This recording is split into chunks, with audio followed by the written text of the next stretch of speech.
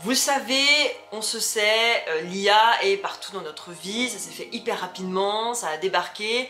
Moi je faisais partie des personnes réfractaires au début en disant je vais pas demander à l'IA de faire des trucs de base. J'utilise l'IA comme tout le monde, j'utilise ChatGPT assez régulièrement, notamment parce que quand j'ai une page blanche, ça me permet déjà de faire un premier jet d'idées. En même temps, faire un brainstorming toute seule, c'est toujours un peu difficile. Mais voilà, je peux utiliser l'IA pour ce genre de choses. On va dire que l'IA pour moi est un outil, mais c'est pas une fin en soi.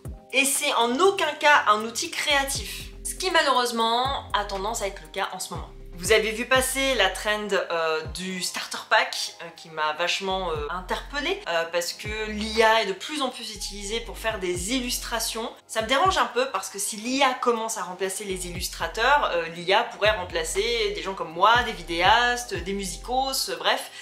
Et c'est très gênant. Et l'IA commence notamment à remplacer les gens qui parlent d'histoire, puisque maintenant des vidéos font des centaines de milliers, voire des millions de vues, et retracent l'histoire avec ce qu'on appelle des point of view, ou des frises d'évolution, on va dire, l'évolution notamment des tenues historiques. Forcément j'en ai vu passer, forcément on m'en a envoyé, et forcément il fallait que je vous en parle. Le truc de l'IA, c'est qu'elle se nourrit des choses qui existent. En général, elle va se nourrir des images qui traînent sur internet. Et donc en particulier, des films et des séries qui existent depuis des décennies. Quand vous demandez un visuel à une IA, elle va se baser principalement là-dessus. Il faut savoir que l'histoire, évidemment, est très basée sur l'image et notamment sur l'imaginaire collectif. C'est en ça notamment que les films et les séries historiques ont façonné notre perception de l'histoire et c'est pour ça aussi qu'on a plein d'idées reçues à ce sujet. Et donc j'en ai parlé régulièrement sur ma chaîne. Klaxon. Et vous savez, puisque j'en ai parlé régulièrement sur ma chaîne, souvent on associe les mauvais costumes avec les mauvaises époques. Et c'est pour ça qu'il y a des gens comme moi, comme beaucoup, qui parlent des costumes historiques, des périodes historiques, parce qu'on est passionné par ça, et que ce qui nous fait vibrer, c'est le réel. Et j'en ai parlé plein de fois. Quel intérêt de faire un film historique si ça n'a pas l'air historique? Point barre. Donc si le contenu là-dessus vous intéresse, je vous invite à regarder mes autres vidéos sur ma chaîne et puis à vous abonner pour me soutenir. Voilà, tout simplement. Voilà.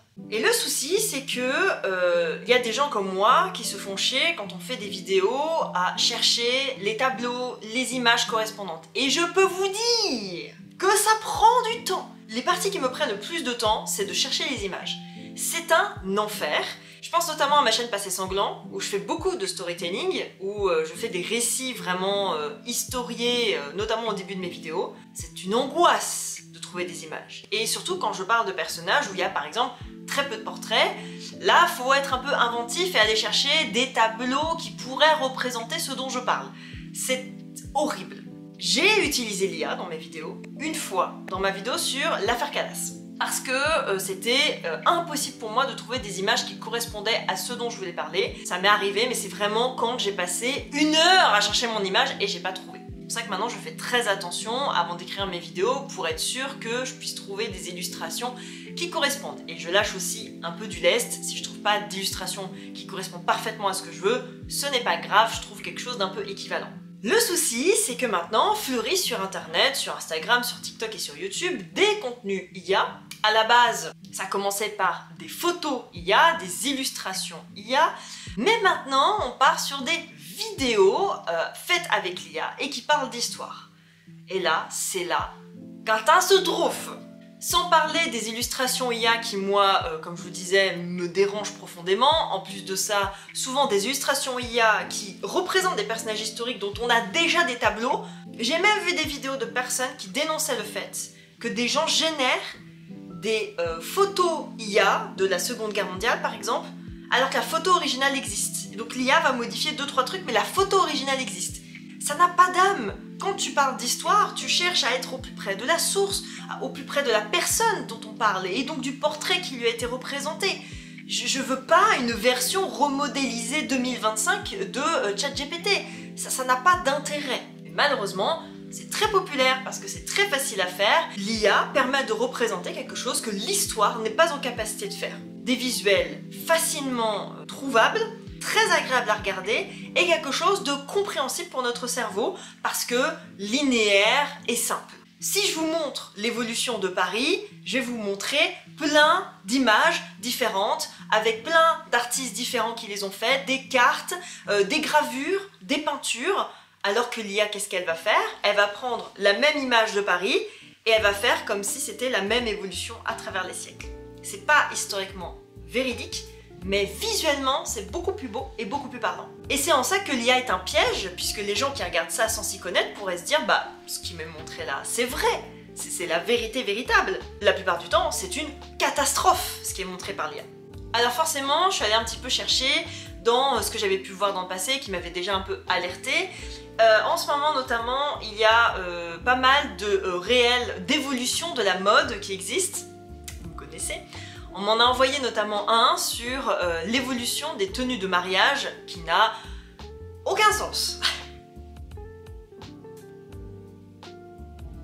Alors déjà, dans ce reel, ce qui m'interpelle, c'est que, ce qui est rigolo, c'est que toutes les robes sont blanches.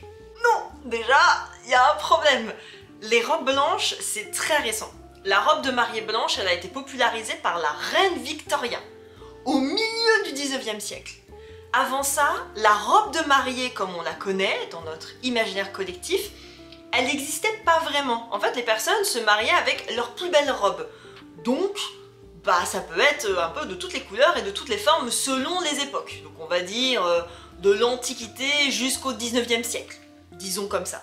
Alors je dis pas que les robes de mariée en blanc, ça n'existait pas avant la reine Victoria, mais ça a été véritablement popularisé à partir du 19e siècle. Deuxième chose aussi qui m'a interpellée dans ces reels, c'est qu'on a vraiment l'image de la robe médiévale un peu classique qu'on a dans notre imaginaire collectif.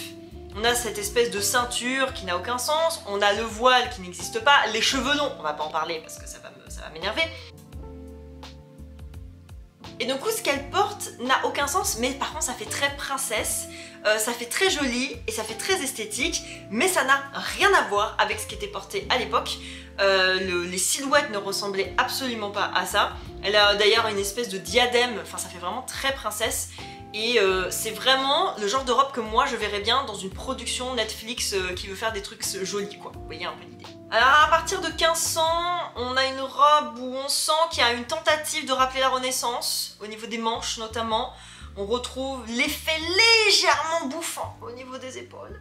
Pareil pour le bustier, même si clairement c'est pas ouf. Et d'ailleurs on remarquera d'ailleurs que sa taille, elle est très marquée, comme le sont les tailles au 19e siècle avec les corsets, alors qu'à l'époque on était plutôt sur des tailles très droites et avec ensuite des boudins qui marquaient les hanches et la robe ensuite qui repartait. Là évidemment ça n'a absolument rien à voir, encore une fois les silhouettes ne ressemblent pas, ça rappelle un peu mais ça ressemble pas à ça. Alors là, 1624, ça part un peu en cacahuète. Elle a les dentelles au niveau des manches. Alors par contre, la robe est très jolie, hein. Elle est très jolie, mais ça n'a rien à voir avec ce qui était porté.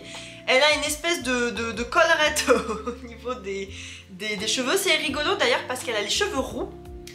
Donc ça veut dire que peut-être il s'est basé sur effectivement le canon de beauté de ces époques-là, du 16e, 17e siècle, où les femmes étaient blondes vénitiennes, et c'est vrai que ça ressemble un peu à du roux. Et on sent une tentative de colle, de fraise, puisqu'elle a un truc blanc derrière elle. Voilà, effectivement c'est quelque chose qui était porté à ces époques-là. Je pense qu'il a essayé de faire quelque chose, mais du coup ça ressemble à rien. La collerette, la fraise se transforme ensuite en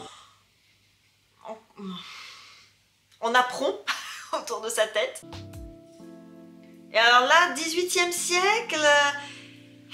On est toujours sur la même forme de robe, c'est assez rigolo. Là, pour le coup, le fait qu'il y ait des dentelles au niveau des avant-bras, c'est plutôt correct. Ça, encore une fois, ça fait penser à une robe à la française, mais c'est pas une robe à la française. Elle a quand même les cheveux attachés, perruque, avec plumes, même si, bon, 1715, c'est trop tôt, hein, on n'y est pas encore, mais l'idée est là. Et alors après, on part sur rien à voir. Une robe blanche, un peu style cottagecore. Ah, ça n'a rien à voir avec ce qui était porté. Déjà, encore une fois, robe de mariée, ça n'existait pas. Mais là, ça n'a rien à voir avec une robe Régence. Vous regardez les robes Bridgerton, elles sont plus réalistes. Hein. Vraiment, la taille en dessous de la poitrine n'est pas marquée. C'est vraiment une robe, ouais, cottagecore, quoi. Je pourrais en trouver sur Instagram. Donc je sais même pas de quoi l'IA se nourrit. Voyez mon point, parce que vous allez me dire, bah oui, c'est pas historique. Mais je sais même pas de quoi l'IA se nourrit pour faire ces images. Elles sont même pas de près ou de loin proches de ce qui était porté. Et après, je suis aussi tombée régulièrement sur Instagram sur les fameuses vidéos POV, point of view, donc du point de vue de quelqu'un, de quelque chose, de tuer au Moyen-Âge pendant la peste, tuer un Pompéien pendant l'éruption du Vésuve, etc. etc. J'en ai vu plein.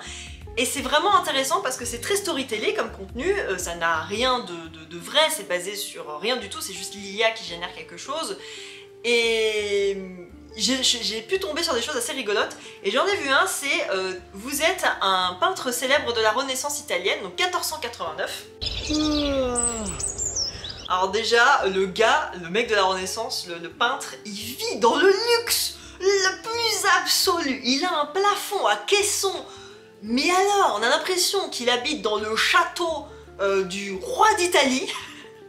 Ça n'existait pas le roi d'Italie à la Renaissance, mais vous voyez ce que je veux dire. Et il a vu sur la cathédrale de Florence, vraiment, le gars, il a trouvé THE appartement, hein, vraiment. Alors il faut savoir que la plupart des peintres de la Renaissance, ils vivaient pas dans le luxe, c'est-à-dire qu'ils étaient soutenus par des mécènes, des riches familles florentines ou romaines à l'époque, qui les hébergeaient le temps de faire leur commission. Donc, des fois, ils étaient bien accueillis et des fois non. Les peintres de la Renaissance vivaient très mal. C'était très compliqué de vivre de son art. Quand vous aviez un mécène, ça allait, mais sinon, c'était très compliqué.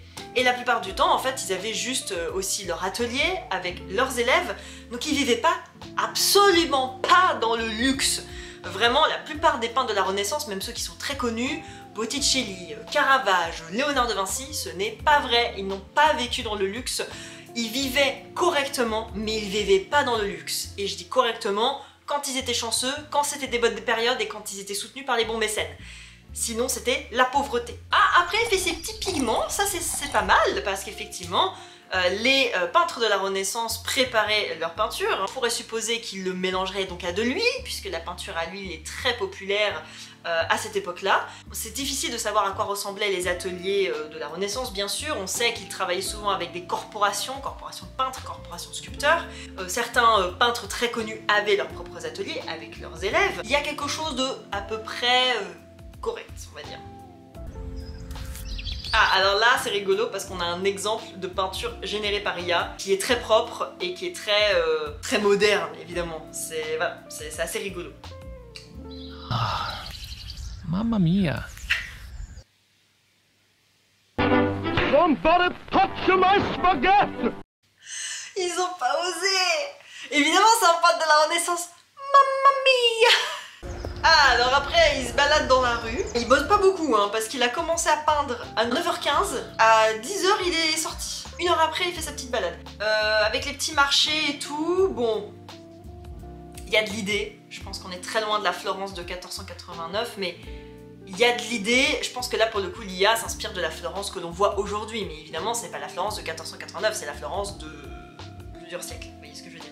Midi 40, 17h, là ça continue, il peint et il fait des petits croquis. Bon, alors le livre n'a aucun sens, il fait des mini croquis là, en vignette, je comprends pas trop. On a des croquis des artistes, bien sûr. Ça ressemble pas trop à ça. Alors soit c'est des croquis beaucoup plus grands, des croquis des dessins préparatoires à des tableaux, soit c'est des petits croquis dans des carnets, comme on en a trace pour Léonard de Vinci par exemple. Là, ce qu'il est en train de faire, ça ressemble à rien de ce que j'ai pu voir des artistes de la Renaissance.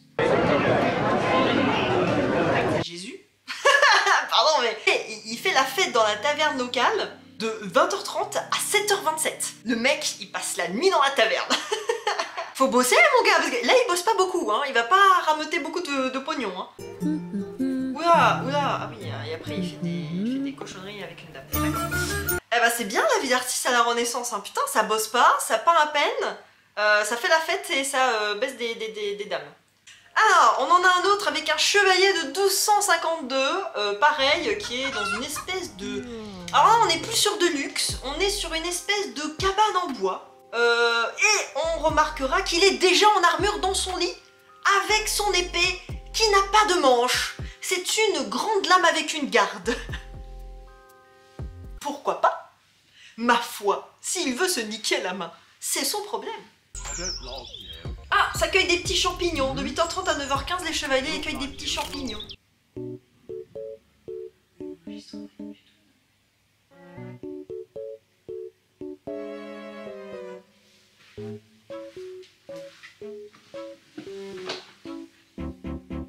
Je viens de voir que mon micro n'a absolument rien enregistré depuis le début de cette vidéo. J'ai pas envie de tout réenregistrer. Donc je suis désolée, vous allez avoir le son de ma caméra. J'espère que vous allez survivre à cette atrocité.